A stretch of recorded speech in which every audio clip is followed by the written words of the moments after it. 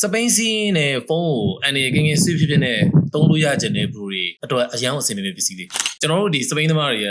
navigation ကြည့်ရတာတကယ်ကိုမလွယ်ဘူးဗျာဖုန်းကိုလက်နဲ့ကန်ကြည့်ရင်လည်းလက်တစ်ဖက်နဲ့စပိန်နင်းဖို့ကဘလို့မှအဆင်ပြေဘူးဈေးပေါ်တဲ့မောင်းနေသုံးမြင်လို့ရှိရင်လည်းလမ်းကျန်းတာနဲ့ဖုန်းကတုံသွားလို့ရှိရင်ဒါကင်မရာပြတ်နိုင်သေးတယ်အဲဒါကြောင့်မလို့လေကျွန်တော်ကဒီကောင်လေးကိုသုံးကြည့်စေချင်တာကျွန်တော်တို့ဒီဘာမဆိုကနေပြီးတော့အသစ်ထုတ်လိုက်တဲ့ rider lock mount လေးသူကတစ်ချက်တည်းနဲ့ lock ချလို့ရတဲ့ one clip စနစ်ဆိုတော့အရင်အောင်မိုက်တာအဓိကကလေသူ့မှာ shock absorption ပါတာပဲလမ်းဘလောက်ပဲဆူဆူဘလောက်ပဲဒီစပိန်ကခုံများဖုန်းရဲ့ကင်မရာစင်ဆာကိုမထိခိုက်အောင်ကောက်ွယ်ပေးနိုင်တယ်သုံးထားတဲ့ material အကုန်လုံးကလည်းကျွန်တော်တို့ဒီ ABS polymer အကောင်းစားဆိုတော့နေပူမိုးရွာလုံးဝ AC ပဲရေရှည်ခံတယ်ပြီးတော့ကျွန်တော်တို့ဒီဖုန်းနဲ့ထိတွေ့မဲ့နေရာတွေအကုန်လုံးပါလေနှုတ်ဖက်နေတဲ့ silicone pack လေးတွေလုံးဝအပြည့်ခံပေးထားတယ်ပြီးတော့ phone screen ကိုလည်း portrait ရော landscape ရော360 degree ပြစိတ်ကြိုက်လှည့်ပြီးတော့သုံးလို့ရတယ်စိတ်ဝင်စားတဲ့ bro တွေအတွက်ဈေးကိုဒီပို့ဆေးမှာကျွန်တော်ရေးပေးထားတယ်ကျွန်တော်တို့ဖုန်းကောင်းစားကြီးသုံးပြီးတော့ဗျာဒီကောင်လေးနဲ့အဲ့ဒီကိုယ့်ရဲ့ဖုန်းကို safe ဖြစ်လေးစိတ်ချလက်ချသုံးတာပို့ပြီးမိုက်တယ်နော်စပိန်စီးရတာ safe လည်းဖြစ်မယ်ဖုန်း screen ကိုကြည့်ရင်လည်းသွားမယ်ဆိုလို့ရှိရင်လည်း rider lock mount လေးတွေက